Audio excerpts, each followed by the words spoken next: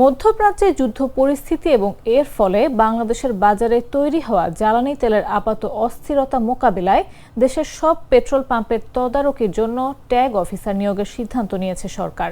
শুক্রবার জ্বালানি ও খনিজ সম্পদ বিভাগের সচিব মোহাম্মদ সাইফুল ইসলামের সভাপতিত্বে অনুষ্ঠিত এক অনলাইন সভায় এই সিদ্ধান্ত নেওয়া হয়। সভার সিদ্ধান্তে বলা হয়, দেশের সব পেট্রোল পাম্পের জন্য একজন ট্যাগ অফিসার নিয়োগ করতে হবে। ঢাকা ও চট্টগ্রাম মেট্রোপলিটন এলাকায় Bangladesh petroleum corporation tag officer নিয়োগ করবে।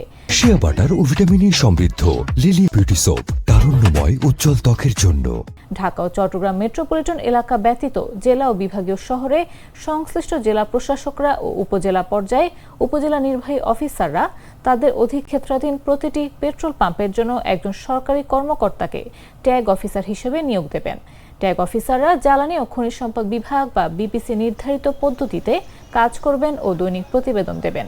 ওই অনলাইন সভায় নেওয়া সিদ্ধান্ত অনুযায়ী প্রতিটি পেট্রোল পাম্পের জন্য একজন সরকারি কর্মকর্তাকে ট্যাগ অফিসার হিসেবে নিয়োগপূর্বক জ্বালানি ও খনিজ সম্পদ বিভাগে তথ্য প্রেরণের জন্য সংশ্লিষ্ট সব দপ্তর বা সংস্থাকে অনুরোধ করা হয়েছে।